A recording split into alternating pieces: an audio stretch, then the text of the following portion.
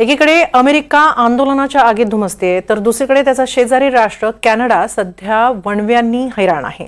कॅनडामध्ये सध्या वणव्यांनी प्रचंड हाहाकार माजलाय। तब्बल 7.8 मिलियन एकरवरील जमिनीवर ही आग फोफावली आहे। यात वनसंपदेचं नुकसान तर होतच आहे, शिवाय मालमत्तेबरोबर जीवितहानीचीही भीती आहे। या व्यतिरिक्त कॅनडाजवळील अमेरिकन शहरांमध्येही हवेची गुणवत्ता कमालीची घटली आहे। गेल्या काही वर्षात ही भीषण आग आहे। 200हून अधिक जंगलांमध्ये ही आग लागलेली आहे। त्यावर नियंत्रण मिळवण्याचे शर्थीचे प्रयत्नही सुरू आहेत। कॅनडामध्ये मे महिन्यात जंगलांमध्ये अनेकदा वणवे लागत असतात, मात्र काही वर्षांपासून हे प्रमाण अधिक वाढलंय। काय आहेत यामागची कारणं, सध्याचा वणवा किती भीषण आहे, त्याचे काय परिणाम होत आहेत, पाहूया एक रिपोर्ट। कॅनडामध्ये अग्नितांडव, तब्बल 200 जंगलांमध्ये वणवा। वणव्यामुळे अमेरिकेची हवाही खालावली। 2023 नंतर पुन्हा एकदा कॅनडा वणव्यांच्या विळख्यात अडकलाय। सुमारे 78 लाख एकरवरील वनसंपदा वणव्यानं होरपळतीये। कॅनडा सरकारनं ही आकडेवारी जारी केली आहे। गेल्या 25 वर्षांची सरासरी पाहिली तर सुमारे 73 लाख एकर जमिनीवर ही आग लागली होती। थोडक्यात यंदा ही आग सरासरीहून कैक पटींनी अधिक आहे। कॅनडामधील सुमारे 6 राज्यांमध्ये ही आग पसरली आहे।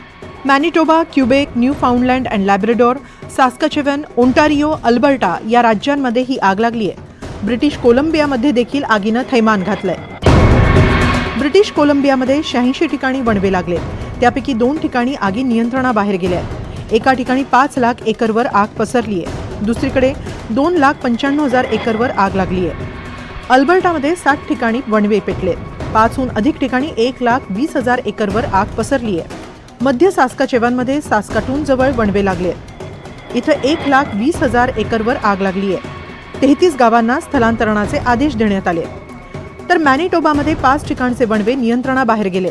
एके ठिकाणी 1,20,000 एकरवर जंगलांचं नुकसान होत आहे, दुसरीकडे 5,30,000 एकरवर आग लागली आहे। ओंटारियोमध्येही मोठ्या आगी लागल्या आहेत। 3,70,000 एकरहून अधिक जमिनीचं इथं नुकसान होत आहे।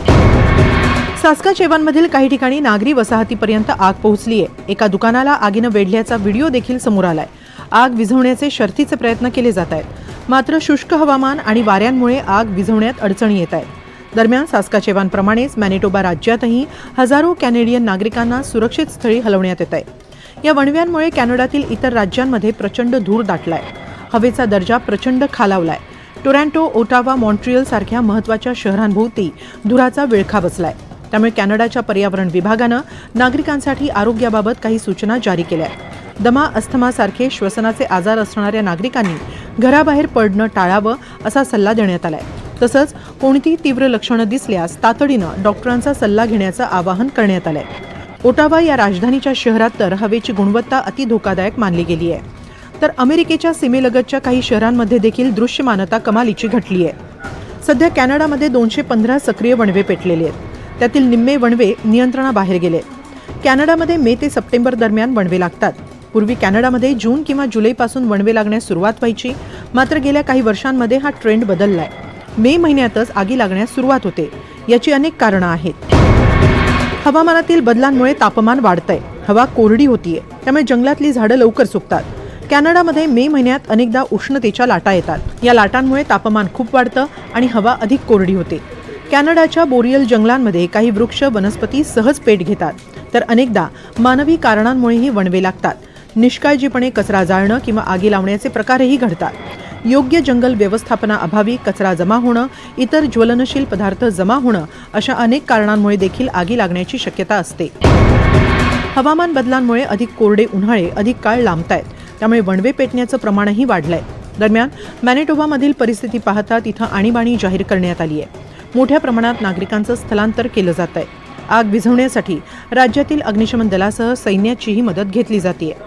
कॅनडामध्ये 2023 नंतर पुन्हा एकदा भीषण आग लागली आहे। 2023 18.5 दशलक्ष हेक्टरवर वणवे पेटले होते। त्यातून अंदाजे 23% कार्बन उत्सर्जित झाला होता।